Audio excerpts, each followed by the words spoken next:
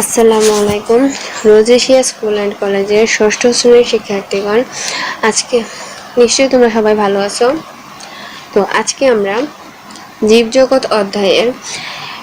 অধ্যায়ের নিয়ে আলোচনা করব।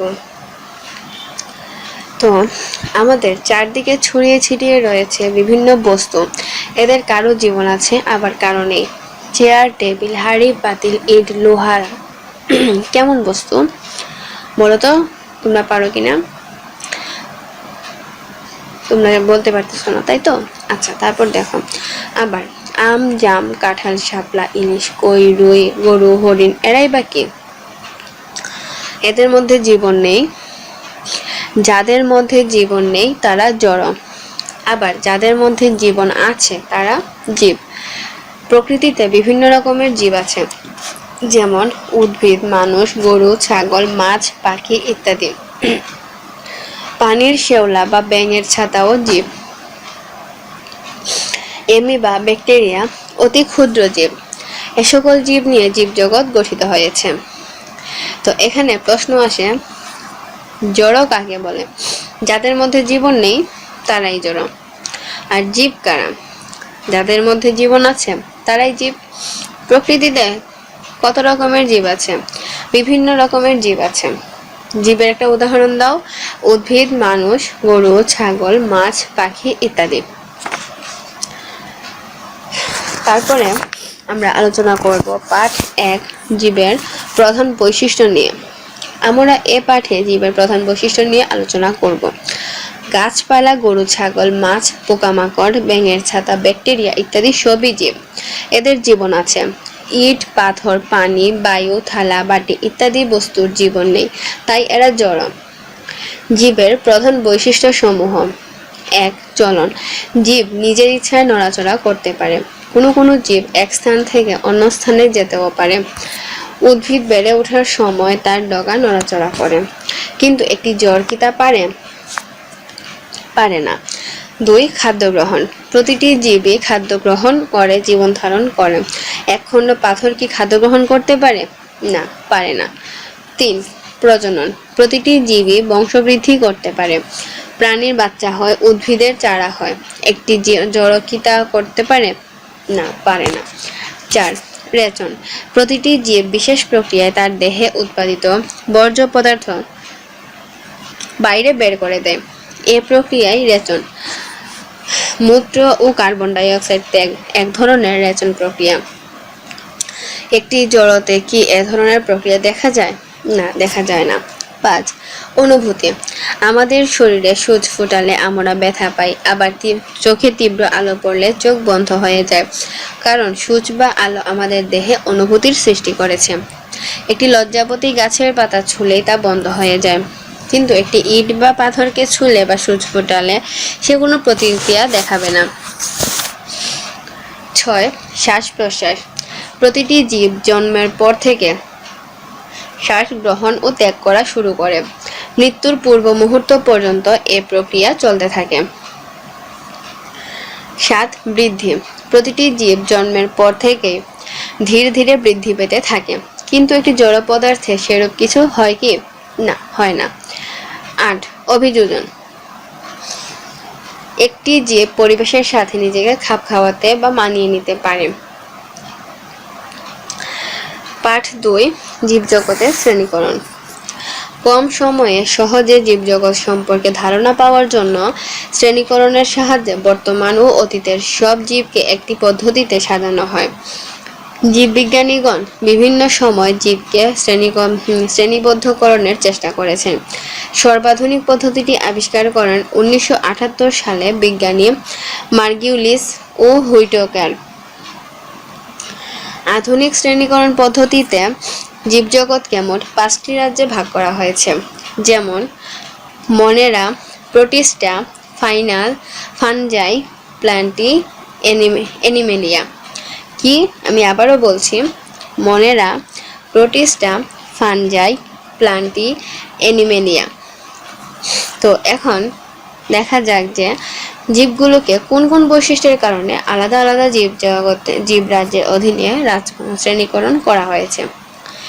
তো রাজ্য এক হলো মনেরা। এ রাজ্যের অধীনে বিন্যস্ত জীবের বৈশিষ্ট্যগুলো হলো: জীবটি এককোষী এবং এর কোষে সুগঠিত নিউক্লিয়াস থাকে না। এ রাজ্যের অধীনে বিন্যস্ত জীবের বৈশিষ্ট্যগুলো দেখো। জীবটি এককোষী এবং এর কোষে সুগঠিত নিউক্লিয়াস থাকে না।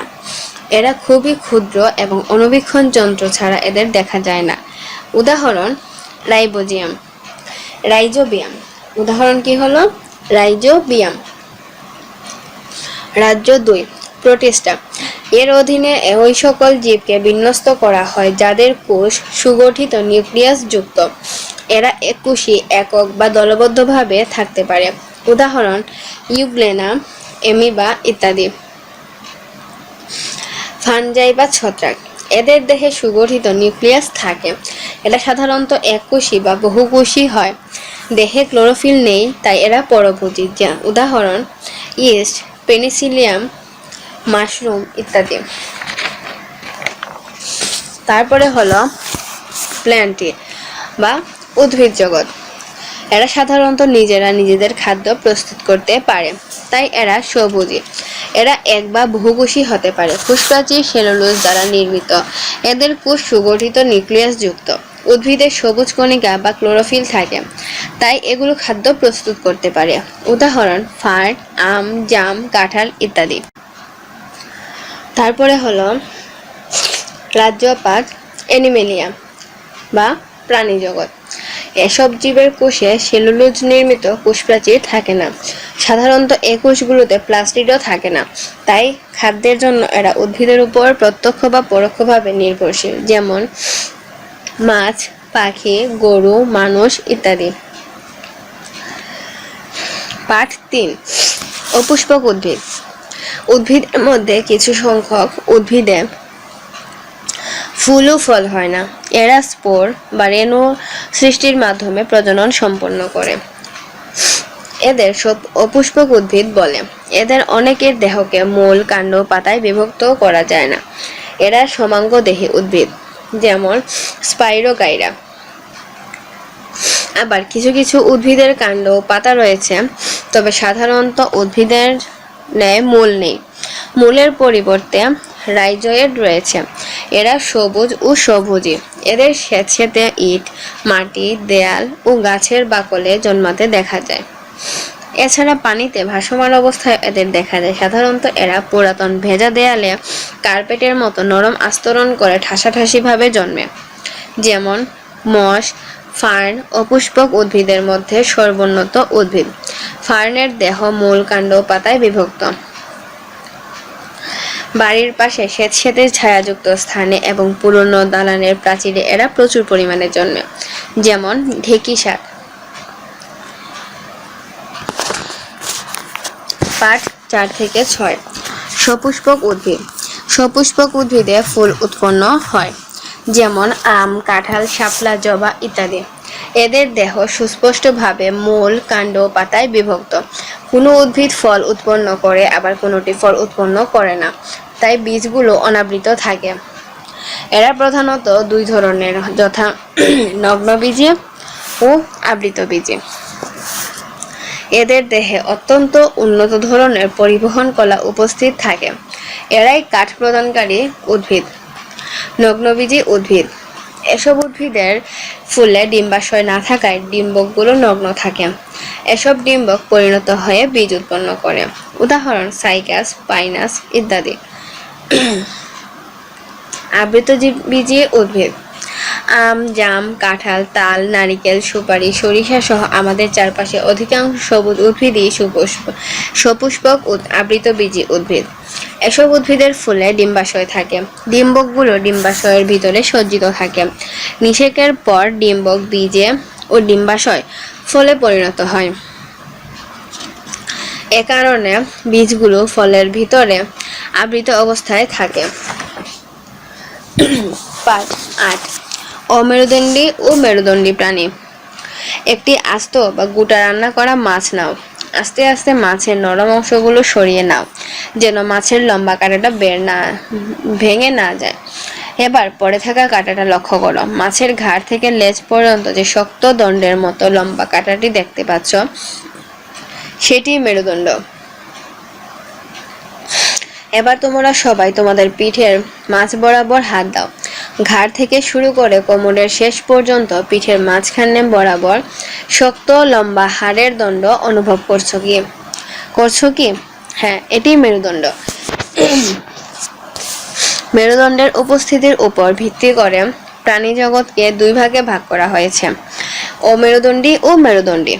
মাছ, ব্যাঙ, পাখি, টিকটিকি, গরু, ছাগল, মানুষ ইত্যাদির মেরুদণ্ড আছে। মেরুদণ্ড আছে বলে এরা মেরুদণ্ডী প্রাণী। মশা, মাছি, প্রজাপতি, চিংড়ি, কাঁকড়া, কেঁচো এরা অমেরুদণ্ডী প্রাণী, অর্থাৎ এদের মেরুদণ্ড নেই। নিচের কোন কোন প্রাণীর মেরুদণ্ড আছে এবং কোন কোন প্রাণীর মেরুদণ্ড নেই তা তোমার খাতায় লেখো। তেলাপোকা, মাছ, মুরগি, কুকুর, ব্যাঙ, টিকটিকি, কেঁচো, মশা, গরু, প্রজাপতি, শামুক, তারা মাছ। এসো এবার আমরা আমাদের বাড়ি ও বিদ্যালয়ের চারপাশের পরিবেশের কিছু প্রাণীদের সাথে পরিচিত হই। পাঠ 9 থেকে 10, অমেরুদণ্ডী ও মেরুদণ্ডী প্রাণীর বৈশিষ্ট্য। আমরা ইতোমধ্যে জেনেছি কেমন করে নানা বৈশিষ্ট্যের উপর ভিত্তি করে উদ্ভিদের শ্রেণীবিন্যাস করা হয়েছে। ঠিক তেমনি বিভিন্ন বৈশিষ্ট্যের উপর ভিত্তি করে প্রাণী জগৎকেও শ্রেণীবিন্যাস করা হয়েছে। আমরা জানি পৃথিবীর সকল প্রাণীকে মাত্র দুইটি দলে ভাগ করা যায়, যথা অমেরুদণ্ডী ও মেরুদণ্ডী। অমেরুদণ্ডী প্রাণীর কয়েকটি বৈশিষ্ট্য হলো: অমেরুদণ্ডী প্রাণীর মেরুদণ্ড নেই, এদের দেহের ভিতর কঙ্কাল থাকে না, চোখ সরল প্রকৃতির বা একটি চোখের মধ্যে অনেকগুলো চোখ থাকে যা পুঞ্জাক্ষী, এদের লেজ নেই। অমেরুদণ্ডী প্রাণী নানা ধরনের হয়। অনেক অমেরুদণ্ডী প্রাণী আকারে খুবই ছোট, এদের খালি চোখে দেখা যায় না। অ্যামিবা এমন একটি প্রাণী। কেঁচো যোগ একদলভুক্ত অমেরুদণ্ডী প্রাণী, এদের দেহ অনেকগুলো খণ্ডে বিভক্ত থাকে। শামুক ও ঝিনুক আরেক দলভুক্ত প্রাণী, এদের দেহ খণ্ডে খণ্ডে বিভক্ত নয় এবং দেহ সাধারণত শক্ত খুলসে আবৃত থাকে। মাংসল পা থাকে। প্রজাপতি, মশা, মাছি, তেলাপোকা, উইপোকা, মৌমাছি ইত্যাদি পতঙ্গ দলভুক্ত প্রাণী। পৃথিবীতে পতঙ্গ শ্রেণীভুক্ত প্রাণীদের সংখ্যা সবচেয়ে বেশি। এদের দেহ 3টি অংশে বিভক্ত, যথা মস্তক, বক্ষ ও উদর। এদের সন্ধিযুক্ত পা ও পুঞ্জাক্ষী থাকে। অনেক পতঙ্গ আমাদের উপকার করে, এরা উপকারী পতঙ্গ, যেমন মৌমাছি, রেশম পোকা ইত্যাদি। মশা ও মাছি নানা রকম রোগ ছড়ায়। অনেক পতঙ্গ আবার আমাদের ঘরবাড়ি, আসবাবপত্র ও ফসলের ক্ষতি সাধন করে, যেমন উই পোকা, লেদা পোকা, পামড়ি পোকা ইত্যাদি। এমন কতগুলো সামুদ্রিক প্রাণী আছে যাদের ত্বকে কাঁটার মতো অংশ থাকে। তারা মাছ ও সামুদ্রিক শসা এই দলভুক্ত প্রাণী। জেলি মাছ, প্রবাল কীট আরেক দলভুক্ত অমেরুদণ্ডী প্রাণী। এদের দেহের ভিতর একটা ফাঁপা গহ্বর বা সিলেন্ডেরন থাকে। এদের দেহে একটি মাত্র ছিদ্র থাকে। এই ছিদ্র পথে এরা খাদ্য গ্রহণ করে আবার বর্জ্য পদার্থ বের করে দেয়। অমেরুদণ্ডী প্রাণীর যেমন কিছু বৈশিষ্ট্য আছে, তেমনি মেরুদণ্ডী প্রাণীরও কতগুলো বৈশিষ্ট্য রয়েছে। মেরুদণ্ডী প্রাণীর কয়েকটি প্রধান বৈশিষ্ট্য হলো: এদের মেরুদণ্ড আছে, দেহের ভিতর কঙ্কাল থাকে, পাখনা বা 2 জোড়া পা থাকে, চোখ সরল আকৃতির। মানুষ ছাড়া সকল মেরুদণ্ডী প্রাণীর লেজ থাকে। এরা ফুলকা ও ফুসফুসের সাহায্যে শ্বাসকার্য চালায়। মেরুদণ্ডী প্রাণীদের বৈচিত্র্যের ভিত্তিতে বেশ কয়েকটি শ্রেণীতে ভাগ করা যায়। সকল মাছ মৎস্য শ্রেণীভুক্ত প্রাণী, এরা পানিতে বাস করে। বেশিরভাগ মাছের গায়ে আঁশ থাকে, যেমন ইলিশ, রুই, কই ইত্যাদি। আবার কতগুলোর আঁশ থাকে না, যেমন মাগুর, শিং, ট্যাংরা, বোয়াল ইত্যাদি। মাছ ফুলকার সাহায্যে শ্বাসকার্য চালায়। এদের পাখনা আছে, পাখনার সাহায্যে এরা সাঁতার কাটে। ব্যাঙ উভচর শ্রেণীভুক্ত প্রাণী। এদের জীবনের কিছু সময় ডাঙায় ও কিছু সময় পানিতে বাস করে। এদের ত্বকে লোম, আঁশ বা পালক কিছুই থাকে না। 2 জোড়া পা থাকে, পায়ের আঙ্গুলে কোনো নখ থাকে না। ব্যাঙাচি অবস্থায় এরা ফুলকা ও পরিণত অবস্থায় ফুসফুসের সাহায্যে শ্বাসকার্য চালায়। টিকটিকি, কুমির, সাপ, গিরগিটি ইত্যাদি সরীসৃপ শ্রেণীভুক্ত প্রাণী। এরা বুকে ভর দিয়ে চলে, আঙ্গুলে নখ থাকে, ডিম পাড়ে, ডিম ফুটে বাচ্চা হয়, ফুসফুসের সাহায্যে শ্বাসকার্য চালায়। হাঁস, মুরগি, কবুতর, দেয়াল, দোয়েল ইত্যাদি পাখি পক্ষী শ্রেণীভুক্ত প্রাণী। এদের দেহ পালক দিয়ে আবৃত থাকে। পালক পাখি জানার একটা প্রধান বৈশিষ্ট্য। পাখি ছাড়া আর কোনো প্রাণীর পালক নেই। বেশিরভাগ পাখি আছে যারা উড়তে পারে।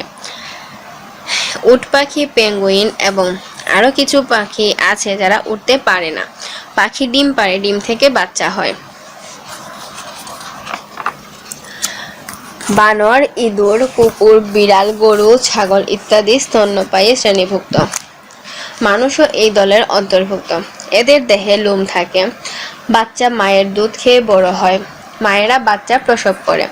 স্তন্যপায়ী প্রাণী মাছ, ব্যাঙ, সাপ ইত্যাদি পাখি ইত্যাদি থেকে বুদ্ধিমান। এদের মস্তিষ্ক ও দেহের গঠন বেশ উন্নত। তো আমরা আজকে এই পর্যন্ত আলোচনা করেছি।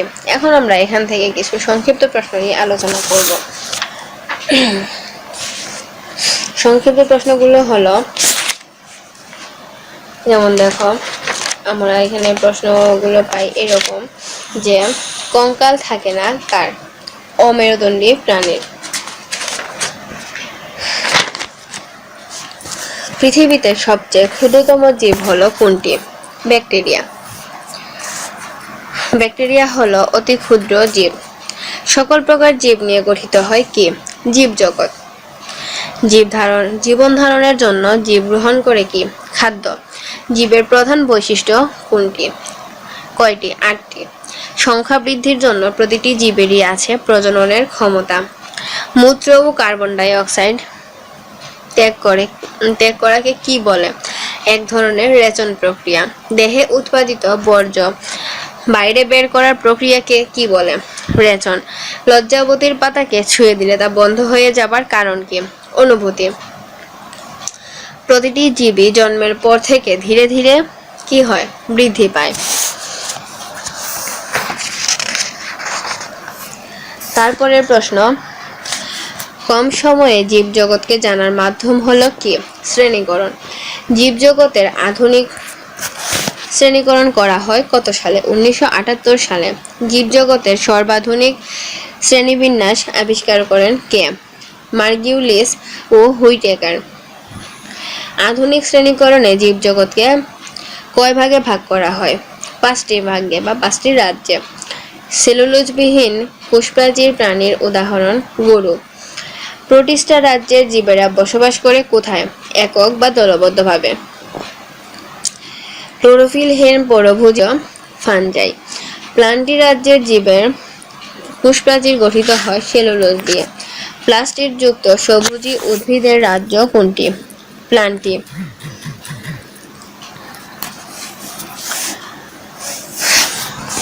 অপুষ্পক উদ্ভিদে কি হয় না? ফুল ও ফল। স্পোর বা রেণুর মাধ্যমে প্রজনন সম্পন্ন করে কোনটি? অপুষ্পক উদ্ভিদ। সমাঙ্গদেহী উদ্ভিদকে বিভক্ত করা যায় না মূল, কাণ্ড ও পাতায়। মশ জাতীয় উদ্ভিদে মূলের পরিবর্তে থাকে কি? রাইজোয়েড। পুরাতন ভেজা দেয়ালে কার্পেটের মতো জন্মে কি? মশ উদ্ভিদ। অপুষ্পক উদ্ভিদের মধ্যে সর্বোন্নত কোনটি? ফার্ন। বাড়ির আশেপাশে স্যাঁতসেঁতে জায়গাযুক্ত স্থানে জন্মায় কি? ঢেঁকি শাক। মূল, কাণ্ড ও পাতায় বিভক্ত করা যায় কোনটিকে? ফার্ন জাতীয় উদ্ভিদকে। সপুষ্পক উদ্ভিদে উৎপন্ন হয় কি? ফুল। নগ্নবীজি উদ্ভিদে বীজগুলো থাকে অনাবৃত। সপুষ্পক উদ্ভিদ হয় 2 ধরনের। সপুষ্পক উদ্ভিদের পরিবহন কলা কি? অত্যন্ত উন্নত। কাঠ উৎপাদন করে কোনটি? সপুষ্পক উদ্ভিদ। ডিম্বক পরিণত হয় উৎপন্ন করে কি? বীজ। নগ্নবীজি উদ্ভিদের উদাহরণ কি? পাইনাস। আবৃতবীজি উদ্ভিদের অধিকাংশই কি? সপুষ্পক। আবৃতবীজি উদ্ভিদের ফুলে কি থাকে? ডিম্বাশয়। ডিম্বকগুলো সজ্জিত থাকে ডিম্বাশয়ের ভেতরে। নিষেকের পর ডিম্বাশয় পরিণত হয় ফলে। আবৃতবীজি উদ্ভিদের বীজগুলো আবৃত থাকে কিভাবে? ফলের ভেতরে। মেরুদণ্ডের উপস্থিতিতে প্রাণীজগৎ বিভক্ত কয় ভাগে বিভক্ত? 2 ভাগে। মানুষের পিঠের ঘাড় থেকে কোমর পর্যন্ত বিস্তৃত থাকে কি? মেরুদণ্ড। ঘাড় থেকে লেজ পর্যন্ত মেরুদণ্ড বিস্তৃত আছে কিসে? মাছে। ব্যাঙ, টিকটিকি হলো কি? মেরুদণ্ডী প্রাণী। মাছি, কেঁচো হলো কি? অমেরুদণ্ডী প্রাণী। কঙ্কাল থাকে না কিসের? অমেরুদণ্ডী প্রাণীর। অমেরুদণ্ডী প্রাণীর চোখ সরল প্রকৃতির। অমেরুদণ্ডী প্রাণীর কি থাকে না? লেজ। সন্ধিযুক্ত পা ও পুঞ্জাক্ষী থাকে কার? পতঙ্গের। জেলি মাছ তার দেহ বর্জ্য করে দেয় কিভাবে? সিলেন্ডারন দিয়ে। ত্বকে লোম, আঁশ বা পালক কিছুই থাকে না কিসের? ব্যাঙের। ব্যাঙাচি অবস্থায় ব্যাঙ শ্বাসকার্য চালায় ফুলগার সাহায্যে। সরীসৃপ শ্রেণীভুক্ত প্রাণীরা হাঁটে বুকে ভর দিয়ে। পক্ষী শ্রেণীভুক্ত প্রাণীদের দেহ আবৃত থাকে পালক দিয়ে। স্তন্যপায়ী শ্রেণীভুক্ত প্রাণীদের মস্তিষ্ক ও দেহের গঠন বেশ উন্নত। দেহে লোম থাকে স্তন্যপায়ী প্রাণীর। মেরুদণ্ডী অমেরুদণ্ডী প্রাণী কাকে বলে? যেসব প্রাণীর দেহে মেরুদণ্ড রয়েছে তাদেরকে মেরুদণ্ডী, এবং যেসব প্রাণীর দেহে মেরুদণ্ড নেই তাদেরকে অমেরুদণ্ডী প্রাণী বলে। তারপরের প্রশ্ন, সপুষ্পক উদ্ভিদ কাকে বলে? যেসব উদ্ভিদে ফুল হয় তাদেরকে সপুষ্পক উদ্ভিদ বলে। অভিযোজন কাকে বলে? একটি জীব পরিবেশের সাথে নিজেকে খাপ খাওয়ানোকে অভিযোজন বলে। তারপরের প্রশ্ন, সমাঙ্গদেহী উদ্ভিদ কি? যে সকল উদ্ভিদ দেহকে মূল, কাণ্ড ও পাতায় বিভক্ত করা যায় না সে সকল উদ্ভিদই হলো সমাঙ্গদেহী উদ্ভিদ। নগ্নবীজী উদ্ভিদ কি? যে সকল উদ্ভিদের বীজ ফলের অভ্যন্তরে না থেকে বাইরে নগ্ন অবস্থায় থাকে সে সকল উদ্ভিদই হলো নগ্নবীজী উদ্ভিদ। ফানজাই কি? ফানজাই হচ্ছে ছত্রাক, যা জীবজগতের একটি রাজ্যের নাম। তারপরের প্রশ্ন হলো, মেরুদণ্ড কি? মেরুদণ্ডী প্রাণীর ঘাড় থেকে শুরু করে কোমরের শেষ পর্যন্ত পিঠের মাঝখান বরাবর যে শক্ত হাড় থাকে তাকে মেরুদণ্ড বলে। তারপরের প্রশ্ন, মাছ কোন রাজ্যের জীব? মাছ অ্যানিমেলিয়া রাজ্যের জীব।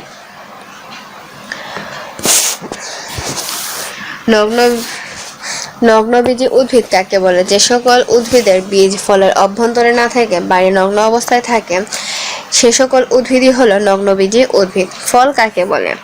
নিষিক্ত ও পরিপক্ক গর্ভাশয়কে ফল বলে।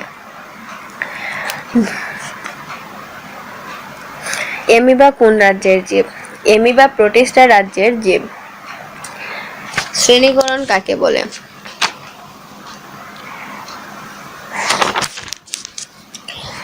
এখন প্রশ্ন হলো, রেচন কি? জীব যে বিশেষ প্রক্রিয়ায় তার দেহে উৎপাদিত পদার্থ বাইরে বের করে দেয় সেই প্রক্রিয়া হলো রেচন। তো আজকে আমরা এই পর্যন্ত আলোচনা করেছি। তোমরা বাড়িতে সবাই এই যেগুলো প্রশ্ন নিয়ে আমি আলোচনা করেছি সেগুলো পড়বা, এবং আরো কিছু প্রশ্ন আমি দিয়ে দিব, এমসিকিউ দিয়ে দিব, সেগুলো তোমরা বাড়িতে চেষ্টা করবা। তো সবাই ভালো থাকো, সুস্থ থাকো। আসসালামু